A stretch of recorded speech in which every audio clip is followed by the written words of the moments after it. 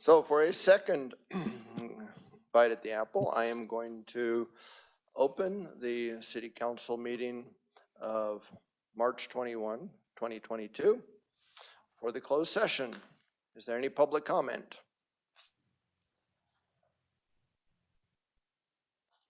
Jackie, ma'am, do you see anybody? No. Okay, not seeing any public comment. I am roll call. Oh, that is important. Mayor Pro Tem Yes. Plummer, Here. Councilmember Garaventa, Here. Councilmember Such, Here. Councilmember Seekerstrom. Thank you very much. So, And for the record, I will be there soon. I'm just running late, so I didn't want to miss anything. okay, thank you. So, moving into closed session. Welcome, everybody. I'm calling the City Council regular meeting, Monday, March 21, 2022, to order at 5 p.m. So notice, this meeting will be held in accordance with the Executive Order N-25-20 issued by California Governor Gavin Newsom on March 12, 2020, the Ralph M. Brown Act, California Government Code Section 94950 et sec, and the Federal Americans with Disabilities Act. So direction was given to staff. And was there another thing that I had to announce as far as closing closed session? So closing closed session, and direction was given to staff.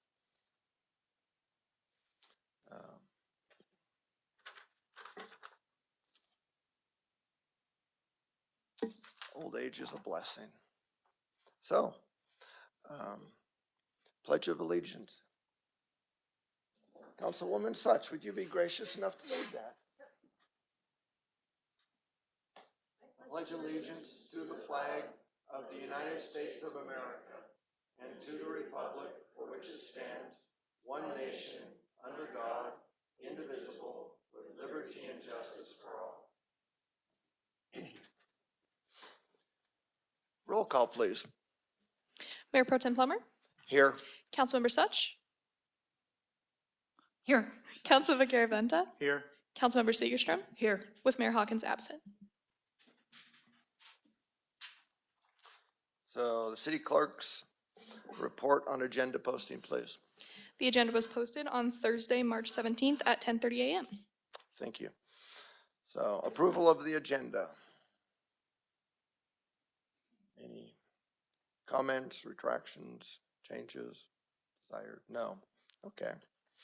So we have a presentation by, I think it's on Zoom, by Amy New on, it's going to be an update on the Green Waste Disposal Day on Saturday, April 19th and 16th of 2022 between the hours of 8 a.m. and 12 p.m. and then 1 p.m. to 3:30 p.m. 9th and 3rd. Good evening. Can you guys hear me? Thank you.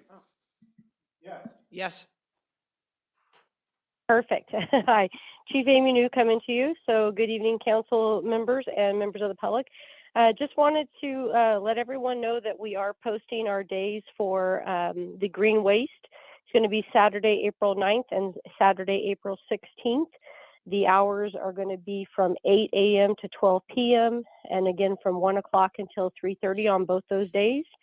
And what we're doing, the program, the city has partnered with Cal Sierra Earth Resource Facility to allow our residents to be able to clean up their defensible space and dispose of it for a nominal fee. And we've participated in this program for numerous years, and I just wanted to bring the attention to the council members and our public to let them know that it is coming up. This year's fire season is starting rather early due to the lack of major precipitation this year. So the program is an annual event. It happens in the spring and in the fall. And residents can dispose of their green waste at a significantly reduced rate while providing the perfect opportunity to reduce green waste fuels such as brush, weeds, limbs, and grass that contribute to our urban wildland fire hazards. The threat of fire is stark reality for our city, and we face it every fire season. Sonora Fire Department encourages the city residents to participate in this program to create defensible space around their homes, outbuildings, their unimproved parcels, removing this flammable vegetation. This event, again, is partnered with Cal Sierra Resource. The program aids residents in creating an important fire-safe, defensible space and improving the aesthetics of the city's neighborhoods and significantly reducing disposal rate for $1 per cubic yard. Cal Sierra Earth Resource Facility is located at 14909 Camage Avenue, which is off of Tuolumne Road, and will accept vegetation from Sonora City residents presenting a coupon, which will be available online at the city's website. And also we have printed out coupons you could pick up at City Hall or at the fire station. And you present the coupon on Saturday, April 9th and Saturday, April 16th between the hours of 8 a.m. and noon and 1 and 3:30 to dispose of that. So I just wanted to bring that to everyone's attention since fire season is starting earlier than normal. And I'd be happy to answer any questions you might have. I just wanted to say thank you for letting us know where the coupons were available, because I did have a question about that. So thank you. Yeah, you can print those out. We put them up online the last couple of years, but they're also, if you have technology issues like I do sometimes, we do have them printed out so you can pick them up at 201 South Shepherd Street at the fire station or 94 North Washington at City Hall. Thank you, Chief New. Proceeding to public comment. The public may address the council on any item of public interest not otherwise on the agenda that is within the jurisdiction of the city. No action may be taken. Matters to be addressed may be referred to city staff or placed on a subsequent meeting agenda. Speakers are limited to a 3-minute presentation. If participating by Zoom, please raise your hand using the raise your hand feature or dial *9, *6 to unmute. And we are blessed with some public comment. Thank you, ma'am.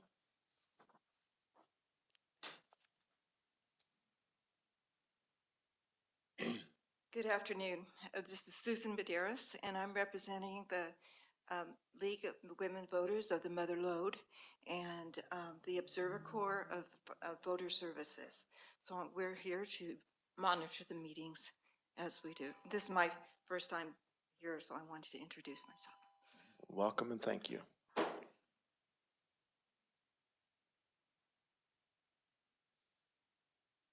Good evening, City Council.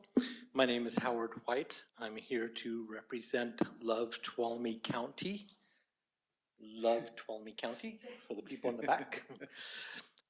This is a nonprofit organization that has worked in Tuolumne County for, this is our 3rd year now, so we've done 2 years of projects. We basically, our mission is to help beautify and clean up the county that we live in, Tuolumne County. We last year had 20 projects with over 300 volunteers. Some were completed here in the city of Sonora, and there were others that were completed throughout the county. Very successful weekend, lots of cleanup. We put, for example, in city of Sonora, we put tan bark along Highway 49, right around the Arco there. We thanks to the city city chamber, Sonora Chamber, we cleaned up a lot of the graffiti that was around town. And then when someone came in and tagged it, again, they went back and cleaned it again. So nice job, City Council, or City Chamber, thank you. We had projects at Standard Field. We had projects at Young People's Soccer Center. Sorry, and then we had projects at Interfaith and all sorts of other areas that really helped the community. My presence here is basically to ask you to help us with our upcoming event, which is going to be April 23rd and 24th. We're going to have a rally Saturday morning at the Cancer Center, and it's going to be 7:30 to 8:30 basically, and then we're going to break and have projects after that. The best way to learn more about Love Tuolumne County is go to our website, which is lovetuolumecounty.org. On the sign, It's on the sign. show that if you like. That's right. It's on the sign here too. lovetuolumecounty.org. And It's my video background. thank you. There are 3 buttons that you can look at there. It will describe how to submit a project, which we would love to partner with the city of Sonora to submit a project, but I'd love to discuss that some more. You could sponsor a project or provide funding for a project, and we have several sponsors already that have done that, thanks to Adventist Health Hospital and to Front Porch. 20 seconds. Okay, thank you. And then also to our third sponsor. Yes, and then the third one is to click the button that says, I'd like to volunteer. And then there will be a list of projects, and you can click on which project you want to volunteer for. Any questions? Thank you so much. Thank you very much for, Awesome. Yeah, we had several volunteers last year that were notable in this group. So thank you for your time. thank you.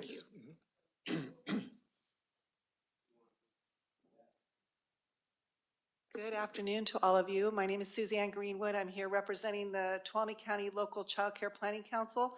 I'm the staff coordinator, and this is one of my council members, Elena Linehan, and we are here to invite you to a very exciting event that we're going to be holding on April 7th.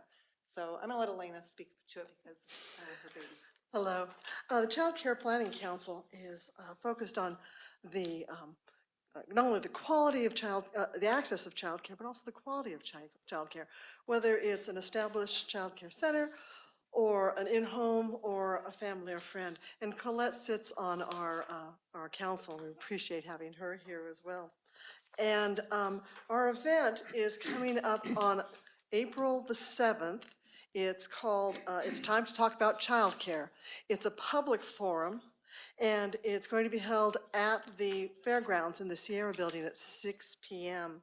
It's for everyone. It's for parents. It's for childcare providers. It's for employers and anyone in the community who's impacted by childcare. And, you know, really, if you eat at a restaurant, if you shop at a store, if you take advantage of any of the community agencies or the county or city services, you're impacted by childcare. In my own personal family, my sister fell ill and was hospitalized and had to go into, you know, past surgery care and all of that. It's a tragedy for our family, but also she was also the primary child care provider for her grandchildren. So now not only do my nieces and nephews have to figure out how they're going to deal with the doctors and the medicines and where is she going to go after the surgery and all of that, they had to figure out how they were going to cover their work and who was going to take care of the children while they were. They were able to do things like adjust their hours at work or switch, shorten hours or switch shifts, that sort of thing. But it just goes to show you that it wasn't just my family that was impacted by the child care issue. It was all the children in my niece's classroom now were impacted by the fact that there was a child care issue. All of the families who had loved ones in the convalescent hospital where my nephew cooks, now they were impacted by our family services. So we'd love to have everybody come. We'd like to have as many folks as want to come and join in that conversation. 30 seconds. It's intended to be a dialogue. We're going to have a panel of parents talking about the challenges and solutions. We're going to have a panel of employers talking about it from their point of view, how important and how vital childcare is for a business owner as well. And we'll have community leaders as well. We want everyone to come. We especially would like the folks on the city council to come and anyone who's listening in the audience or out there in the community. Thank you so much. Thank you, and it's nice to have you back. Thanks.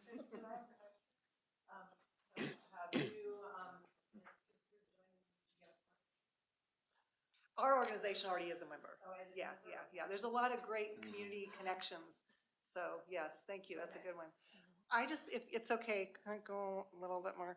What? Just to tack on to what she said, this is a friendly challenge. If you still, after what she shared, still don't think that you're impacted by childcare, if there's nothing in your life, I challenge you to come and find out. Thank you. Thank you, ladies.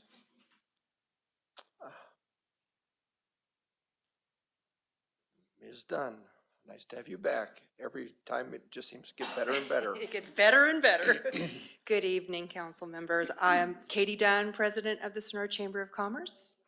To piggyback on to what Mr. Howard White said about Love Tuolumne County, the Sonora Chamber was very happy to participate with the graffiti cleanup.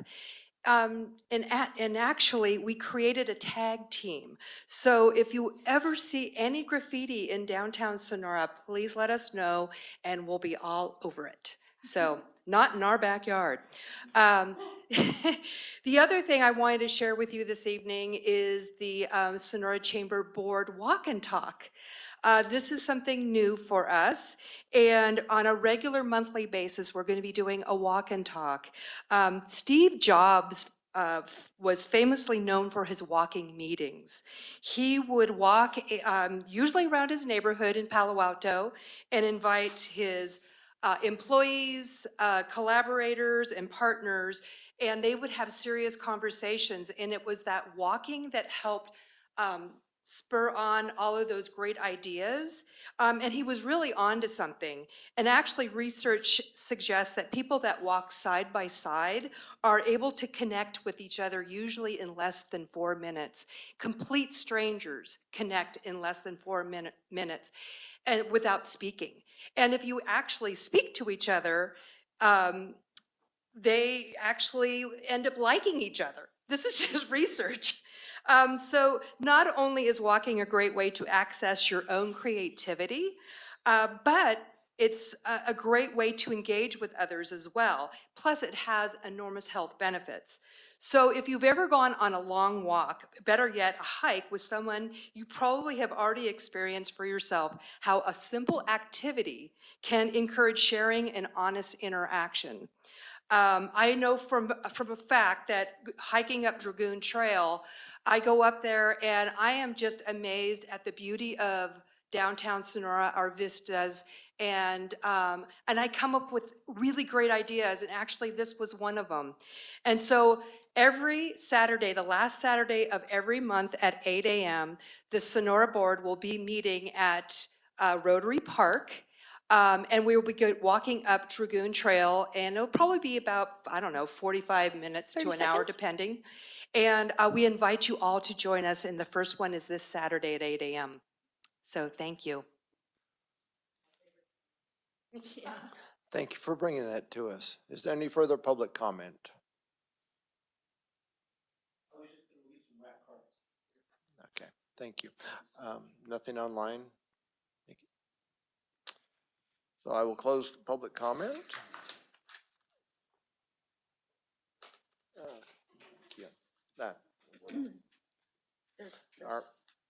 sorry. Oh, there is. Mr. Tichenor. Can you hear me? Yes, we can now. Okay, hi. I hope everybody's doing good. Turned out to be a beautiful day today. My only comment is I just want to remind people how important what you folks do in this meeting and what the Board of Supervisors does in their meeting, and the reasons why I commend you is that James Madison and Thomas Jefferson and most of the founders agreed that government will not work, and in fact never has worked, the further the government has gotten away from the people. We have to have a whole bunch of little governments, little cities and towns and things like that to make us strong, because if you concentrate all your power into the state and even worse into the federal government, then it just pulls all that power away from the people. So the things that you guys do here every single week is very, very important. And I commend you for that. And just remember that when the founders put the Constitution together, they very much limited the power that the federal government would have. It's enumerated, it's in the Constitution, and if it's not there under those numbers, then it doesn't belong to the federal government whatsoever. while the state, and what they really meant by the state was the people, their powers are unlimited, and we have rights that we haven't even thought of yet. And they come from little bodies of government just like yours. So I commend you and thank you for being there. Thank you very much. Any further? So, closing public comment, we'll proceed to the consent calendar. Items on the consent calendar are considered routine and will be voted on in one motion unless a council member or member of the public has a question or wishes to discuss an item. In that case, the item will be removed from the consent calendar and considered separately. Do we have any public comment?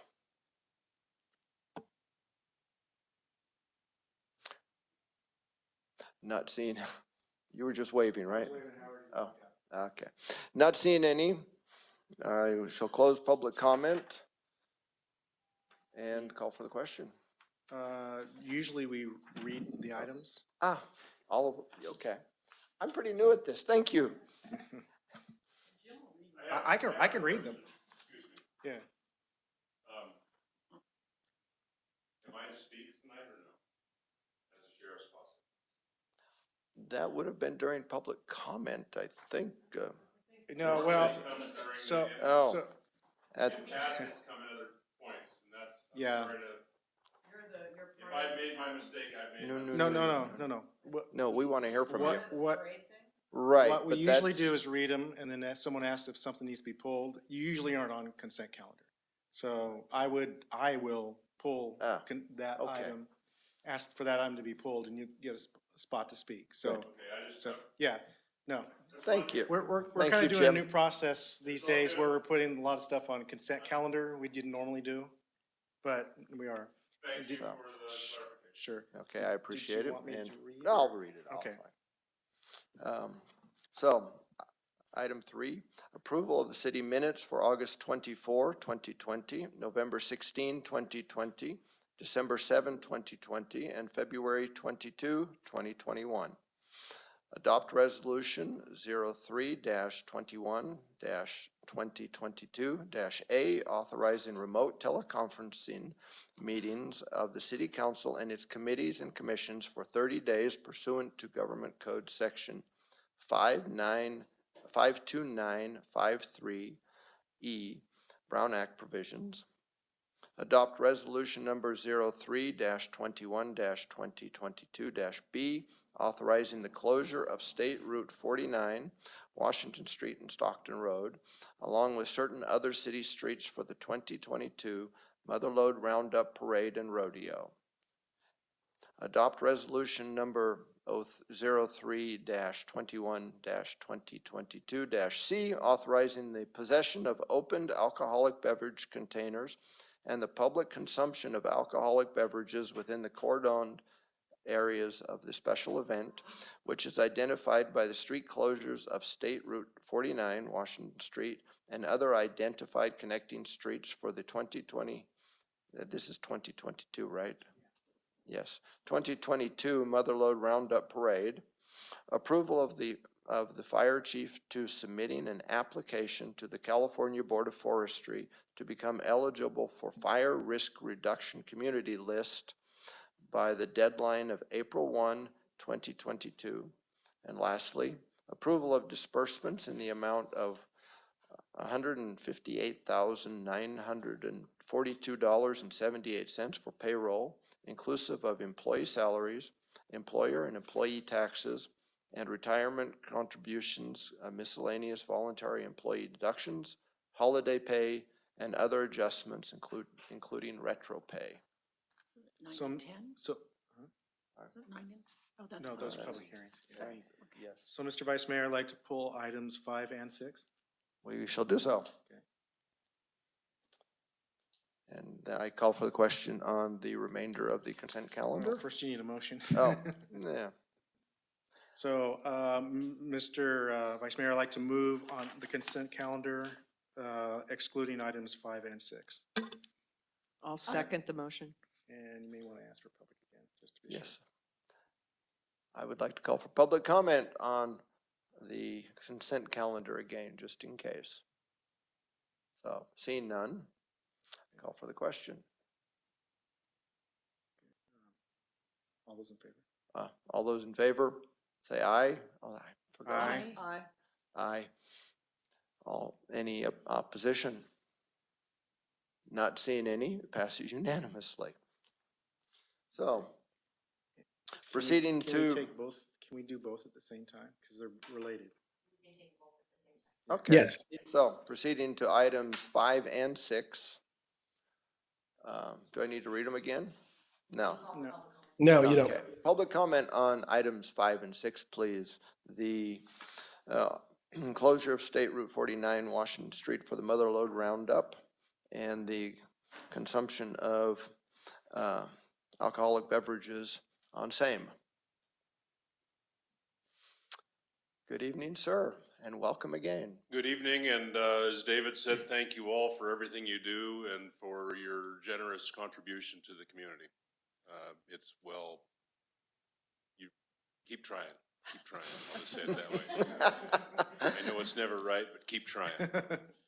I'm here from the Tuolumne County Sheriff's Posse. My name is James Opie.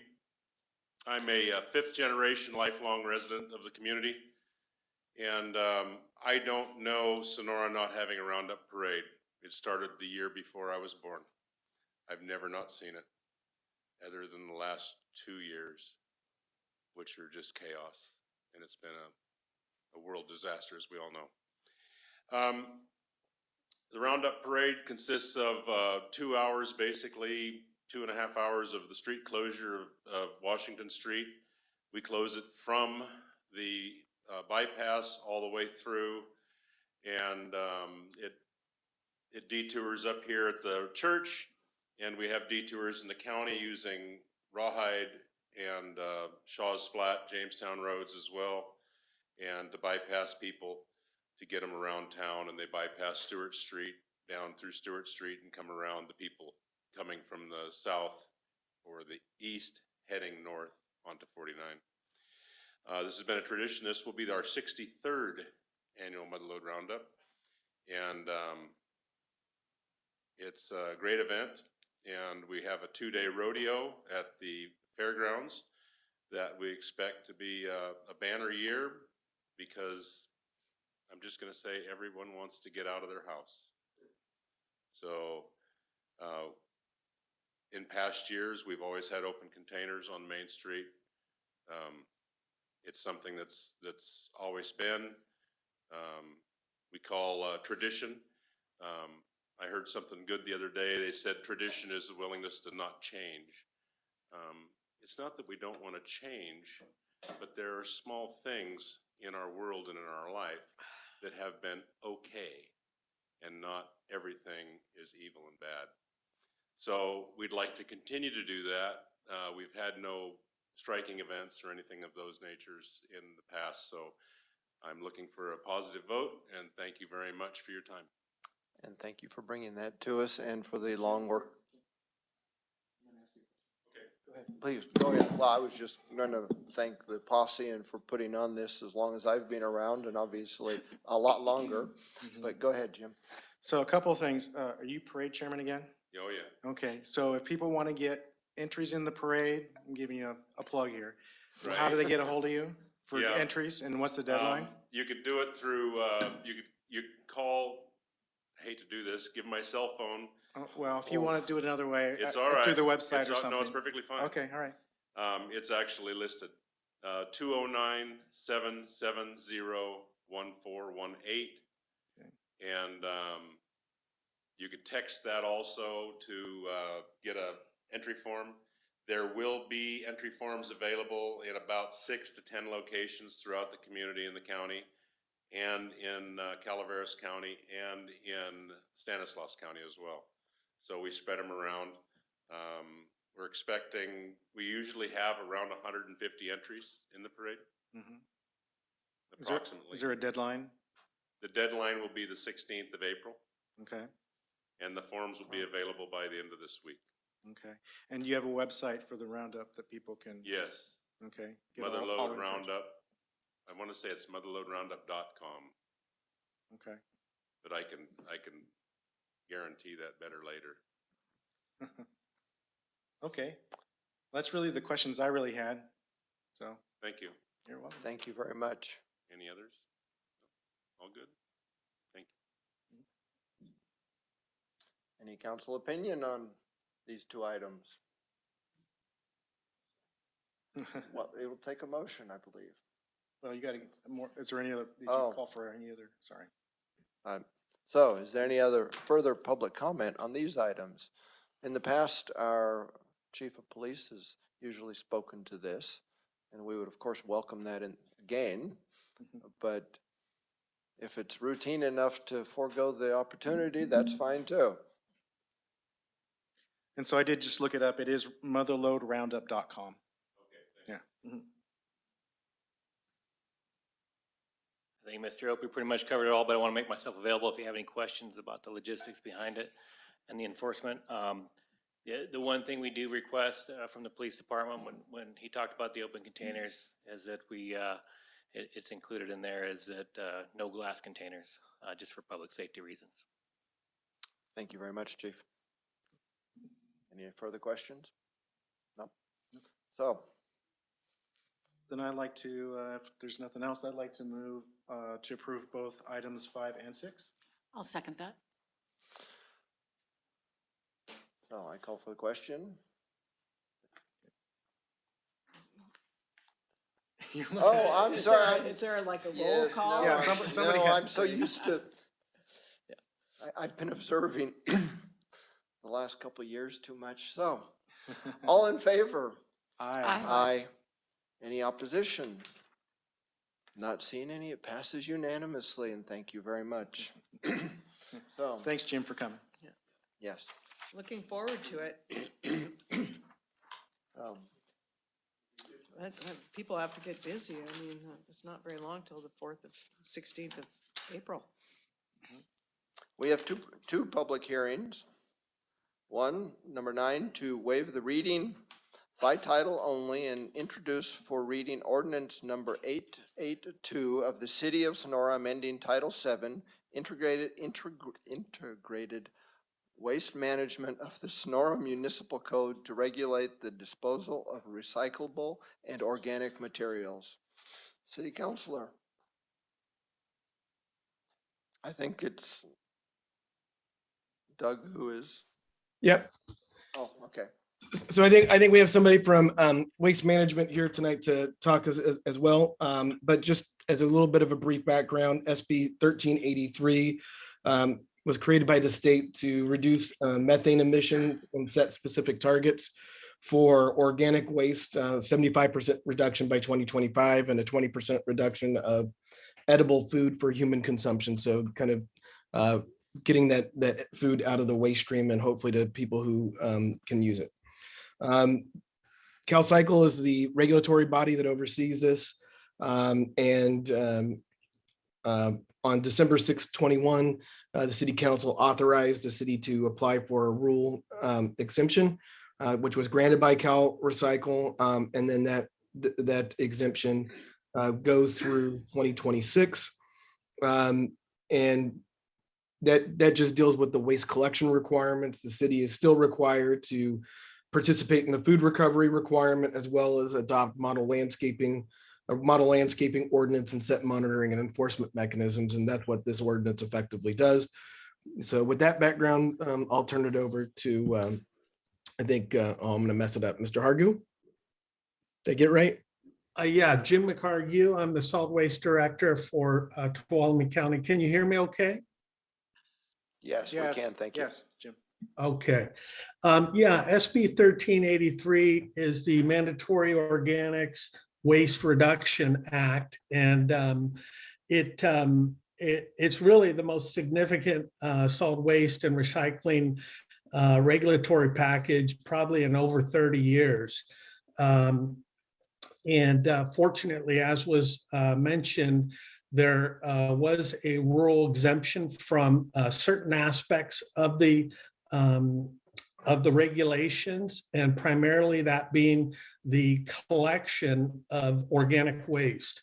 And this is important because really, you know, there needs, especially for us in the rural jurisdictions, we need to have the infrastructure. We're not like the big, urban areas or even areas down in the valley that have already have a place for this stuff to go to. Without a place for it to go to, there's a problem as to what you do with it.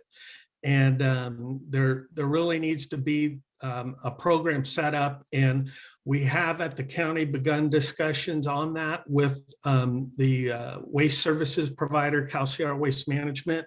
We've been talking with them. We're working on the future with them, because this regulation really looks at every single residence in the entire county and every single business as a generator. So all food waste will have to be collected at some point and diverted from the waste disposal system. And so again, we need the infrastructure. So right now, what's in front of us is the ordinance. That is a requirement on all jurisdictions.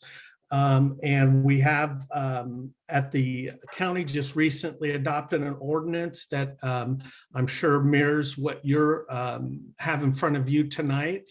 And next priority, just to jump a little bit, will be the first report that's due, and that is due April 1st. So that's just in a few days, and I'll be working with city staff to make sure that that report is completed. The main aspect of the report is having this ordinance in place. As was mentioned also, the primary components on this ordinance is requirements on commercial edible food generators.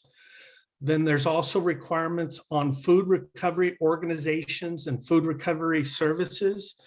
At the county, we've already met with these folks. We already have them and their information provided, and we're working with them. And everything we do at the county, we really encompass the city of Sonora, because we've always worked together on solid waste and recycling issues. Even though we are separate jurisdictions, we do work together on these things.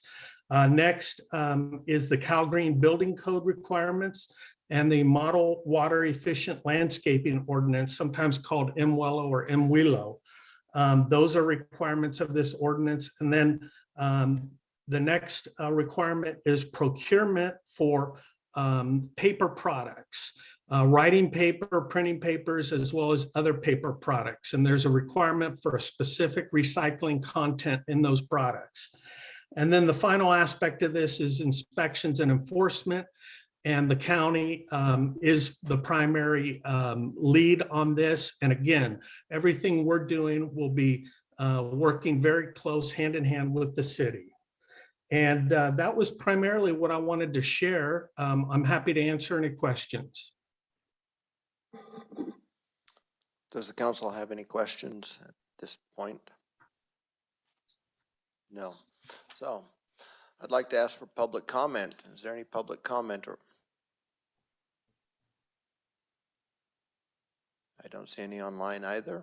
So I'll close public comment. Bring it back to the council. I will move to waive reading, waive reading, read by title only, and introduce the first reading for ordinance number 882 of the City of Sonora, amending Title 7, Integrated Waste Management of the Sonora Municipal Code to regulate the disposal of recyclable and organic materials. I'll second that. So all those in favor? Aye. Aye, and thank you, Aye. Mr. McHargue, for your oversight on this. It's rather, I found reading it almost impenetrable. So I appreciate that there's somebody out there that is on top of it. Thank you. You are a brave woman.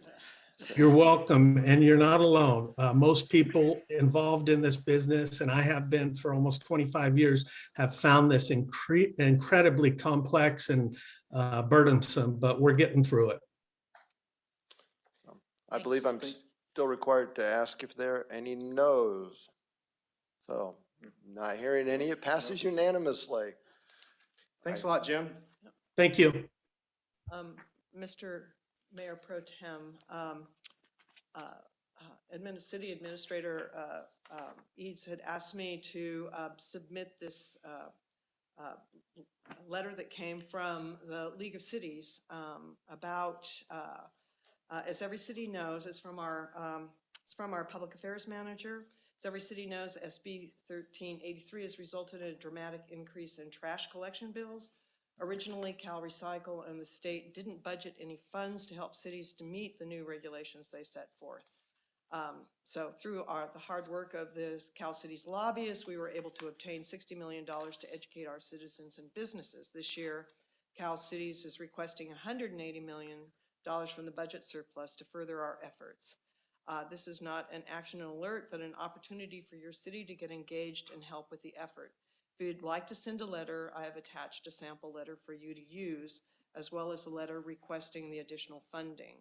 So I have the sample letter, as well as the letter from Cal Cities requesting Cal Cities Rural Community Representatives, a group that have gotten together to lobby the government for additional assistance for organic waste recycling.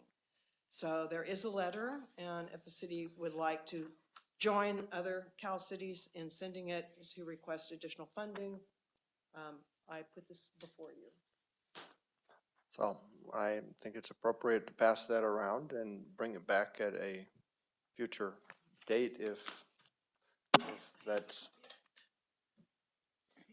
considered desirable. So. And Jim, I see CSAC is on the letterhead as well, so I'm certainly the county wants to join in on something like that.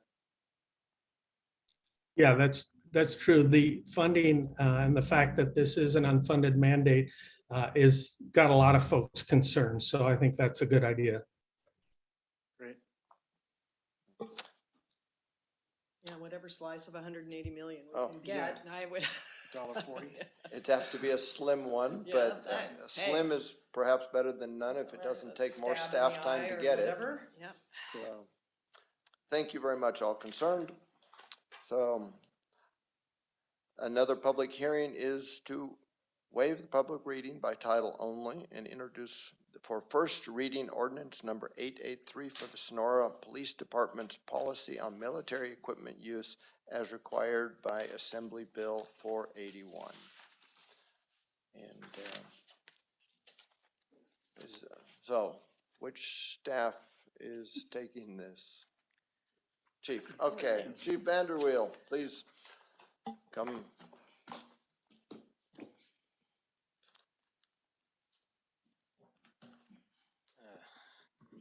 Good evening, Mayor Pro Tem, Honorable Council. I'm requesting Council adopt the attached military equipment use policy. On September 30th, 2021, Governor Newsom signed AB 481 into law, which requires law enforcement agencies that use or plan to use military equipment obtain an approved policy through their governing body, and also have that policy posted. And part of that is to report annually on any equipment use, military equipment use after that. The only equipment we utilize at the police department that falls under this bill is the M16 long rifles, made available to us by the Law Enforcement Support Office, which is LESO, program through the Department of Defense. Several years ago, I want to say better than a decade, we started coordinating with DOD to utilize these rifles for patrol. Simply because we just can't afford patrol rifles. They're very expensive, and so this was an opportunity for us to better equip the officers in the field when they go up against potential threats with heavily armed assailants, such as we've seen in the I believe it was 97 Hollywood shootout at the bank. So there's several. There's a kind of a list in your packet of what qualifies, but these specifically, even though they're not named, the bill references a 1033 program, which is the LISO, the LESO, DOD program I just described.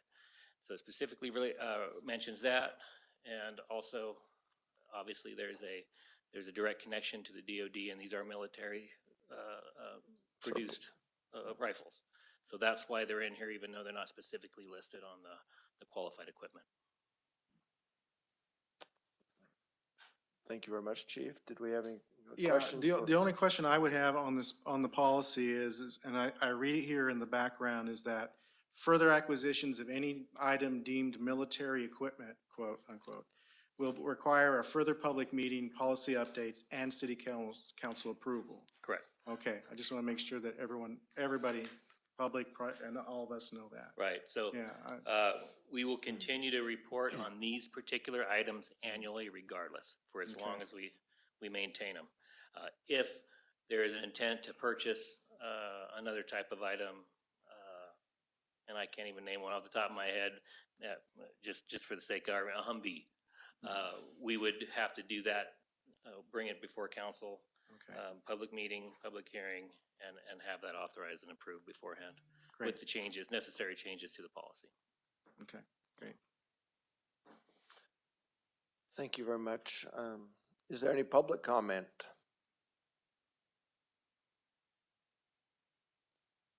I don't see any either here or online. So I'll close public comment.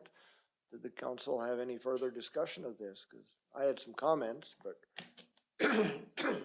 sorry about that. So, well, thank you, Chief, for bringing this to us. I think this is actually pretty good legislation for a nice change coming out of Sacramento, because a lot of people on all sides of the political spectrum are very wary of the militarization of some police forces, and to have it come before the accountable public bodies for approval, and I think that's actually pretty good legislation and support this a great deal. So I did have a further question for you though, and that is an M16, if we were to go out and purchase it instead of getting it as essentially surplus, how much are they? 'Cause they're pretty pricey. I mean, the civilian models, they start around $1,400. well, I'm talking about the M16s, M16s, where the civilian models will start at about $30,000 or $40,000. No. Right, automatic weapons that are So you wouldn't be able to legal. purchase an M16. Right, you could. So for yours, Not in California. Okay. Well, I was under the impression that police departments could purchase automatic weapons for their department. Correct. That is correct. Right. Okay. But it's The nicer if we get availability it. is Right, okay. is just not there. Okay, thank you very much. That was, Sorry, I misunderstood you. idle curiosity too. I mean, it's obviously not quite germane to the question before us, but thank you.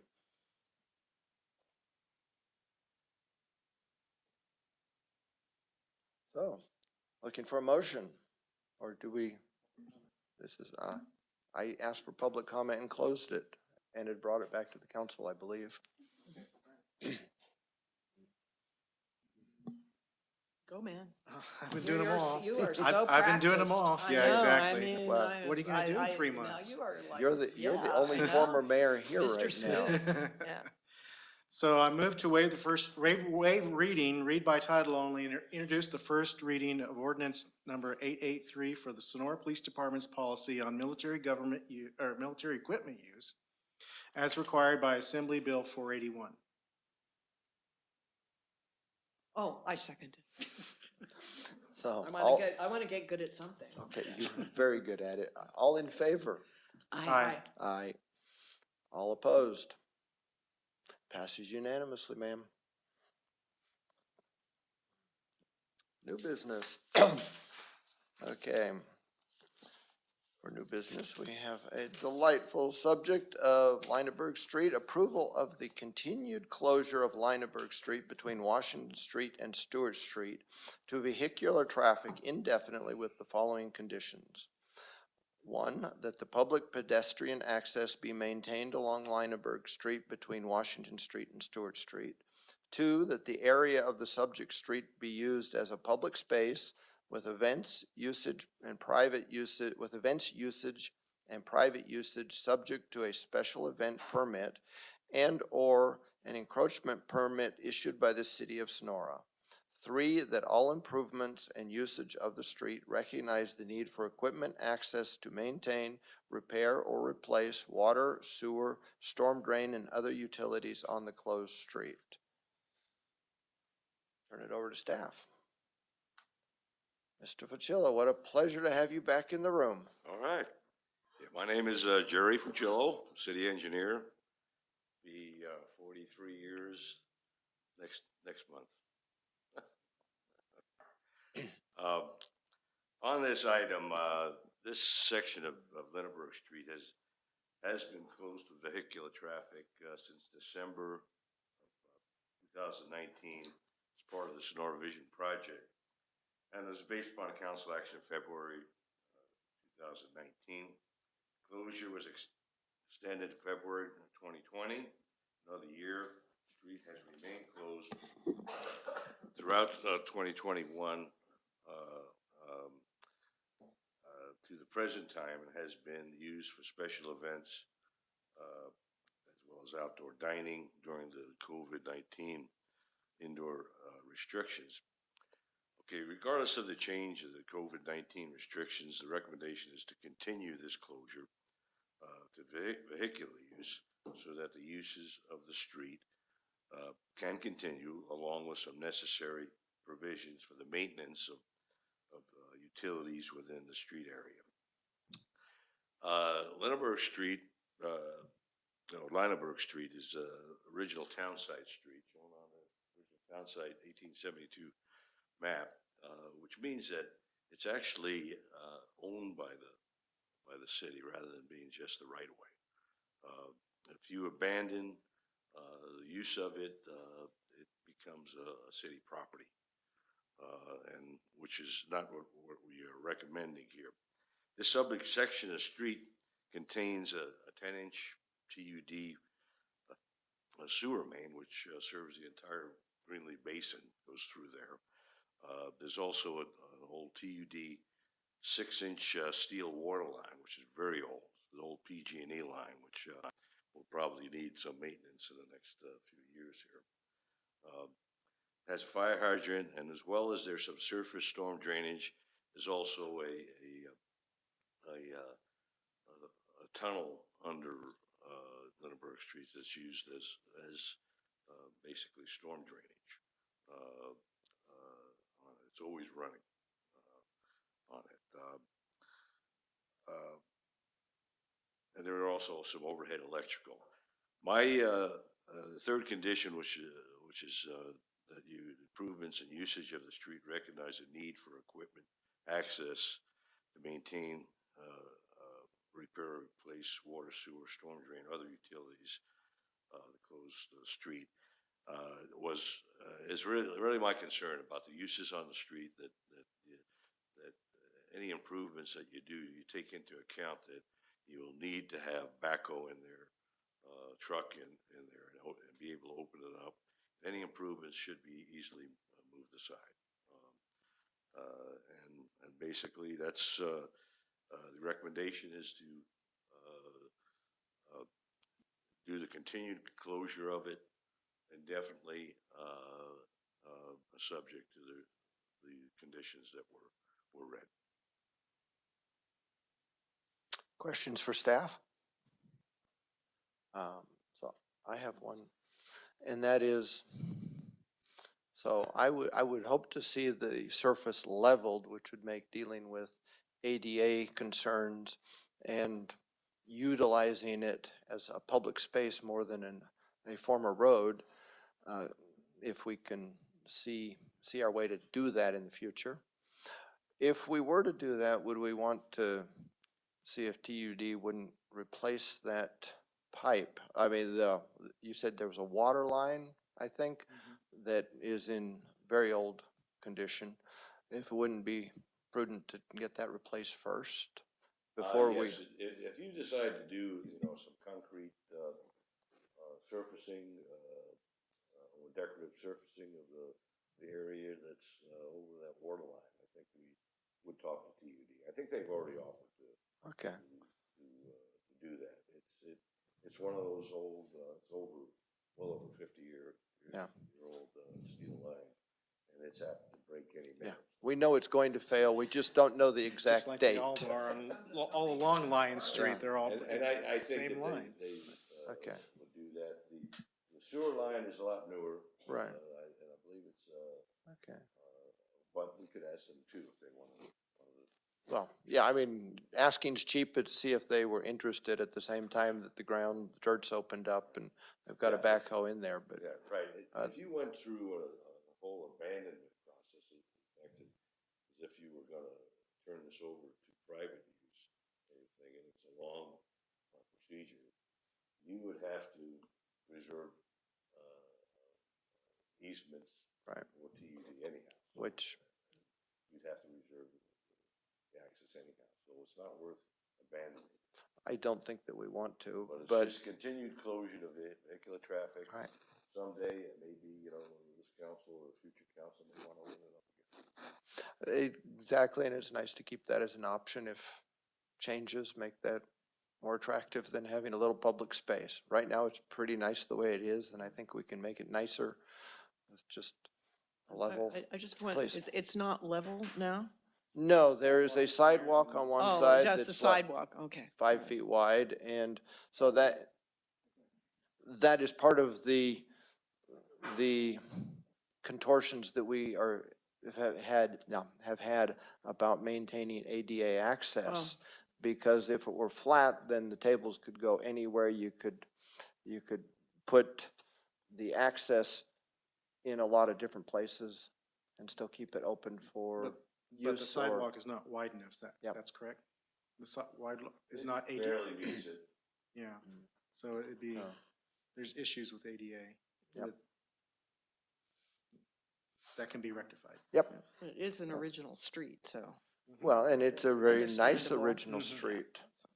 And I would still welcome horses and people, foot traffic through there. But I agree with you that it is an asset worth maintaining. Thank you, So- Jerry. Yes, please, Colette. Well, actually, I don't have a question, No. so I'm sorry.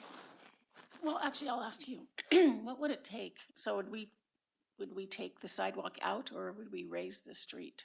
We would take the sidewalk out, right? If we were to do that? Well, I Good think question. you could probably just raise the street up. Yeah. To put some surfacing on the street and then, some the width, I think you got 4 feet. I think it's bare minimum right now.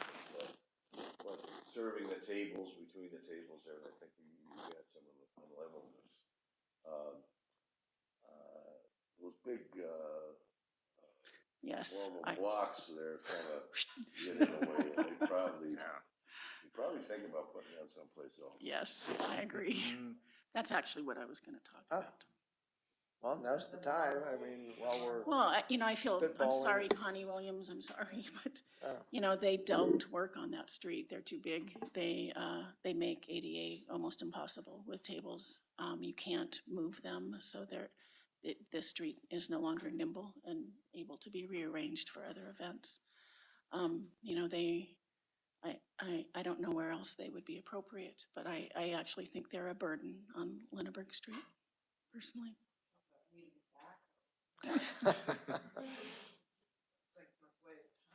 No, they had to be put in by tractor. They're really heavy. And I'm sorry, Connie Williams, I'm sorry. Well, yeah, it probably won't bother her much at this point, but, so. And I also would like to see Lindenburg open so other businesses can use it as well. Or the public could have tables to sit at. All workable, but not really question before us. So if you don't mind, I'll ask for public comment. Thank you, Jerry. Thanks, Jerry.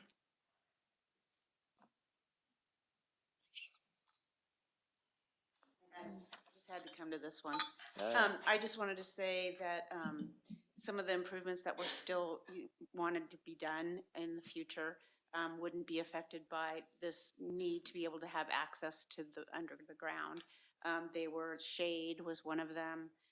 The mural project, the public art project that would really beautify that block wall there.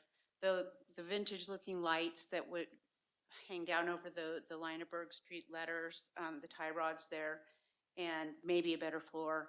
I know the Sonora Chamber is planning on repainting the leaves on the floor so it looks a little better. They got worn off during the pandemic.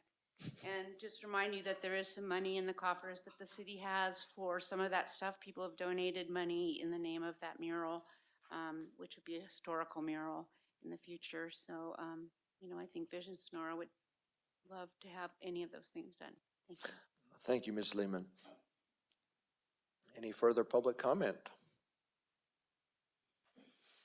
Not seeing any. I'll close public comment and bring it back to the council. All eyes on Jim. Oh, I I'm gonna let move, someone else do it this time.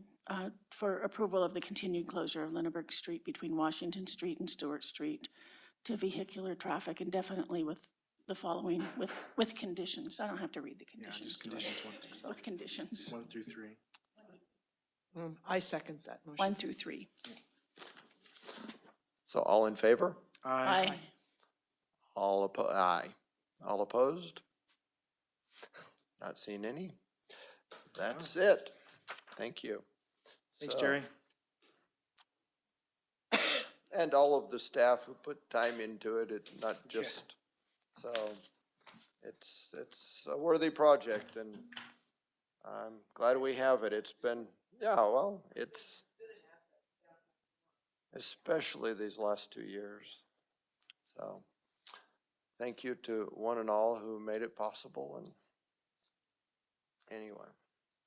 So then we need to approve the 2021 Sonora General Plan Annual Report. Rochelle, Ms. Kellogg.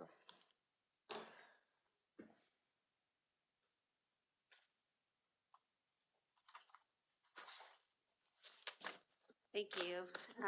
For those of you that have been around a while, this is something that you guys will see, and you guys have seen annually, because it is an annual report, for goodness sake, right?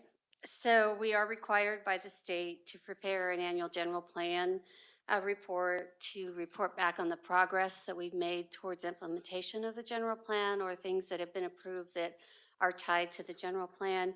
We also are required to do our annual housing element progress report. Those are due to the state on April 1st. And over the years, as they've gotten more involved with the city's housing elements, those have gotten more complex and detailed, even for a small city such as ours. So included in your packet are the required documents that we are required to submit.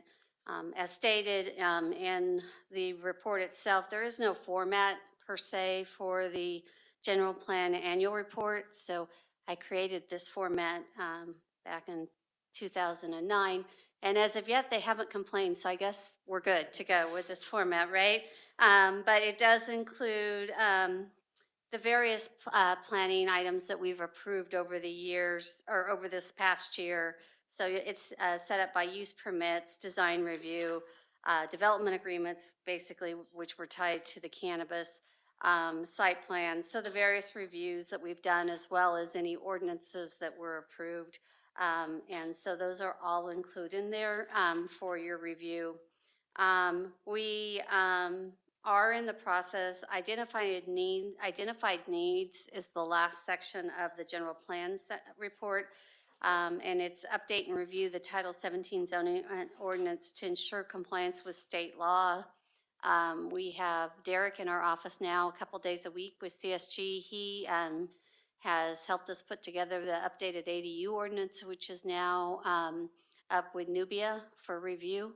As well as he also worked on our sign ordinance, both of which are up at Doug's office for review. Once we get the ADU ordinance back, that'll go to HCD. They'll have to review it and approve it. We've started on your encroachment permit process, but once that's completed, the next thing we'll be doing is working on the updates to the other housing laws and making sure that we're in compliance with those. So that is all underway. And we also, again, then item B is the sign ordinance. We're working on that as well. And to bring those code sections up. There are various little hiccups in the municipal code that we catch once in a while. We have a whole stack of them. And so we're going to work on a cleanup ordinance to kind of clean up some of those little things in the municipal code that are inconsistent or outdated. Some of the, some older stuff from the 60s. Imagine that. Anyway, so we are working on that as well. We kind of mark it up and set it to the side. So when we do a cleanup, so you'll see that come through as well. So that's all underway, especially with Derek being here a couple days a week. That's really helped us move forward with some of that stuff. So then you have your housing element report. You'll see that we had 11 new residences constructed during last year, which is a record since it's been some years we had 0, right? Yeah. Especially when things were really bad. So yeah, we had 11 new residents. One of those was an ADU, 3 of which are manufactured housing. We've seen quite an increase in interest in manufactured housing, especially with construction costs and materials. So 3 of those are manufactured housing. The last part of or on page 96 here. Those are how we're progressing with our RENA numbers that were assigned to the city. We were assigned with the creation of 145 more housing units in the city. And so with this year helped significantly compared to where we've been. We went from 2 units to 2 housing units to 11. So that was really helpful. And we really count on those ADU units as they start coming in. We've had a lot of people talking about that because that will help with those numbers as well. But we have now added 2 to our low income, 3 to our moderate, and everything else has fallen above moderate based on the calculations that we have to use for HCD. So that does help get those numbers down. So we still have 130 to go, but we are making some progress for a very small city. So we also include there where we are on our implementation programs in our housing element. And so there's comments in there where we are on all of the required implementations programs that we're working on. And then the last part of that packet is the moderate income housing asset fund, which is part of our old redevelopment housing funds. You guys have already seen this. You had to get it earlier in the year, and we just have to attach it now and send it to HCD. And these were the funds that we used to purchase the Stuart Street shelter project, and we'll be using these funds to start the architect engineering design work on that. So anyway, that's it in a nutshell. If you have any questions, I'm here to answer them, and there you go. Please. Is there a minimum square footage or a maximum square footage for ADUs? So I believe it's under the California Building Code is the minimum. I believe it's 150 square feet or more. And then, and that's gone way down from back in the day. I don't remember what, I think at one point you had to be at least 750 or 800 square feet. For an ADU? No, just for any residence. So now it's 150 square feet. And it depends on the type of ADU and the ordinance that comes forward. You'll see for a junior ADU, it's 500 square feet. It can't exceed that, and it has to be within the footprint of the building. And then for an attached ADU, 50% of the existing residence, it can't be greater than that. So it's half, so basically like a duplex is the maximum. And then detached is 1,200 square feet, depending how close it is to the setbacks. So if it gets too close, then it's 800 feet. But we have to allow up to 800 square feet within 4 feet of the setback. So yeah. So what is it without the detached without setbacks If issue? if it's within the setbacks, Yeah, 1,200 square feet. 1,200. And then if it's If within they the have, setback, if they it's 800. encroach within 4 feet of the side in the, I think it's side and rear, we have to allow up to 800 square feet detached. They can convert garages, they can convert accessory structures to ADUs.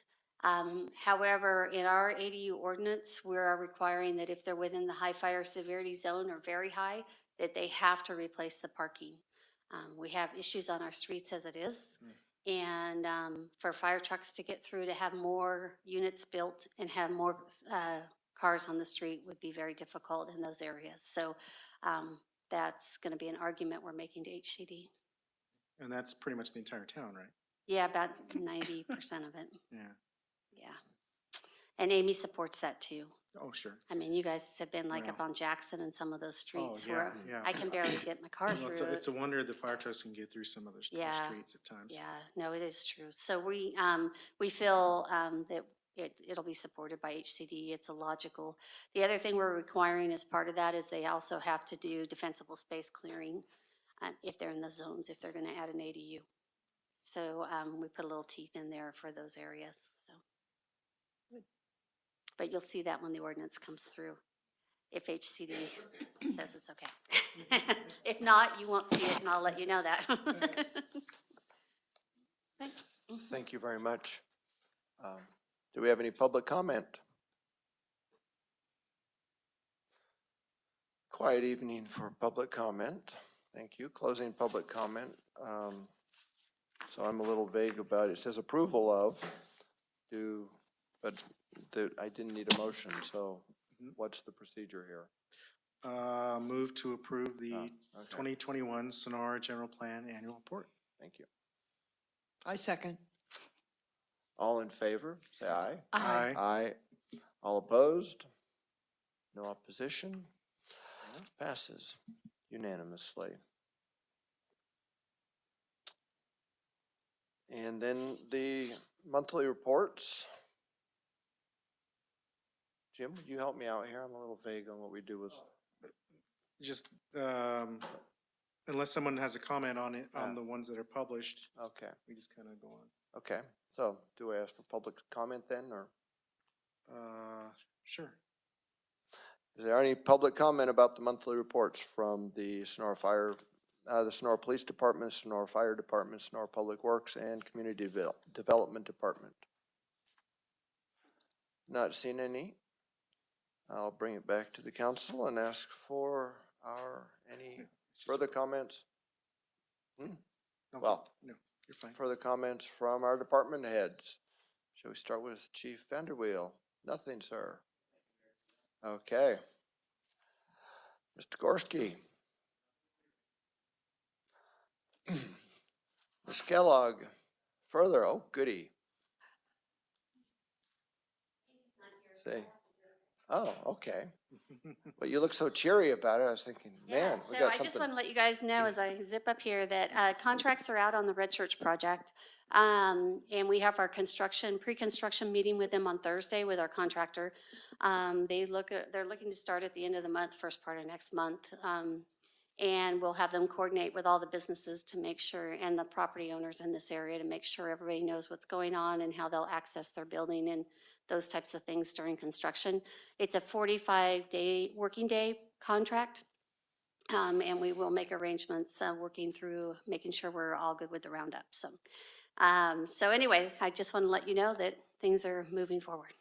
Great news. Thank you very much. And I'm looking forward to the jackhammers. Yeah. So it starts April? Yeah, it will be, they'll be under construction early April. Well. So, and on the transit project, we had the bid packet reviewed by CSG. They have some some engineers that are very familiar with Caltrans requirements. We want to make sure that we're accurate on what we have in there before we go out. And so that one will be out to bid here shortly. We're wrapping that up now. Thank you very much. City Attorney, do we have anything from Mr. White? Nothing more tonight. Thank you so much. Well, thank you. It's a pleasure having you here. although it's nicer when you're here in person. I'll be there next meeting. Oh, cool. So, Thank City you. Administrator. I do have some things to add. If it's okay with you, Mayor Pro Tem, I would like to return to the letter that was referenced by Councilwoman Sagerstrom. And if there is no opposition, I would like direction to submit that letter in advocacy of the unfunded mandates that are placed upon local jurisdictions for SB 1383. So if no opposition, I would like to submit that letter. Is there a time element involved in this? Because, well, from what I understand it, it sounds good. Not having ever read but 3 words of it, I'm not quite ready to sign on. Okay, if you're comfortable, we can bring it back at a future agenda. It will just have to wait until probably the 4/21st meeting, as the 4/4 meeting is pretty packed. If we have a majority, I'm just voicing my interest in. Didn't it come to you through Cal Cities? It wasn't, If it it is, didn't I come into didn't your notice inbox? it. Okay. Probably, I sort of am awash in email. And Well, if I understand correctly, when we get stuff from from the league, that usually as a member, unless we have an objection to it, we just support it it automatically. just goes on. Okay. That we support it, if I remember correctly. So I'm not sure that it necessarily needs to come to the council unless we really. I just generally like to read the things I'm supporting, but.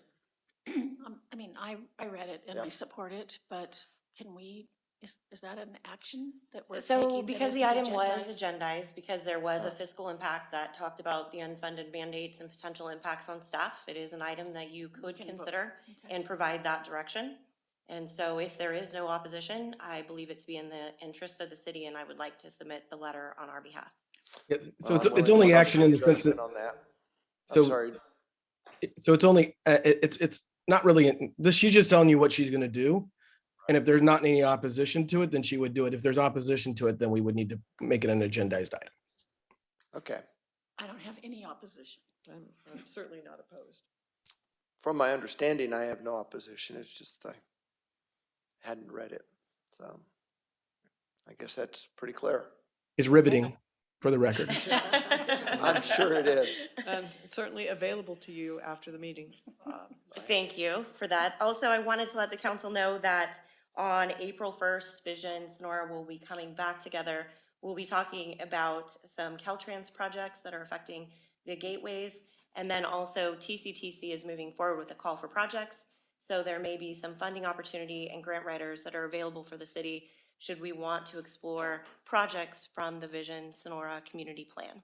So I just wanted to give you that update, but I look forward to meeting with the committee on April 1st. And I think that that is all I have. So thank you. Thank you very much. So going around the table in this order, City Clerk, do you have anything? No. Councilwoman Sagerstrom. Your report's It hasn't been a busy riveting. 2 weeks. I did meet with the Yes Partnership, and there was a presentation by the Infant Child Enrichment Services, ISIS, and basically talking about, ACEs. I mean, I think everybody now knows adverse child experiences, and of course, basically emphasize the importance of empathy in relationships. And I think that empathy is something we can consider in all relationships. So that was my one meeting this past 2 weeks. Thanks. Thank you. Councilwoman Such. Let's see, I met, TCTC met, and nothing Jim can report on what happened. That was on the 9th and the 10th, Tuolumne County Commission on Homelessness met, and there's some good work going on there, especially with working with the county and county administration with homeless camps, and how we're going to move forward with that. Social Equity met twice trying to complete our resolution. I think our deadline is the 30th, so it can get to the council for the 4th, April 4th. And we'll meet twice, hopefully this week as well. And then IRWIM Integrated Regional Water Management met, and I just want to, I think I reported this once before, but they have written a grant that was, and they will be funding hydration centers around the community. And they're going to work with the city to determine where best to put those. So we can bring our water bottles and just fill them at these hydration centers. I heard migration centers and I was thinking, what on Maybe earth? I said migration centers. I hope I have that on my mind because of Ukraine. I don't hear but so well. Anyhow, no, hydration centers, much more appropriate for Sonora and the summer heat. So That sounds kind of cool, but. yeah, no, it's cool. It's cool. So then I would just ask council members to use them and not plastic water bottles, because we just learned all about our limited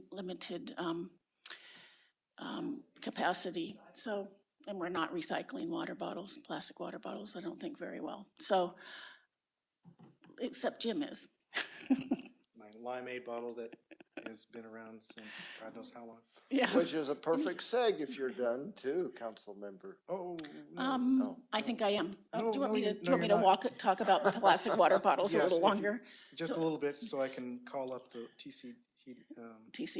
Yeah. So the, Irwin will be working with the city did I say this? I'm trying to fill But time you're here. trying to, hey, you were and- probably pretty good at writing term papers where you needed 500 words and had 3 sentences to. And I could just fill it with nothing. Yeah, I did that well. Anyhow, I'm kind of excited about the hydration centers for the community, because, you know, it's, and I'll even buy everyone water bottles if they promise to use them. I can't do this any longer, Jim, I'm sorry. That's all right, that's all right, that's all right, I'm there.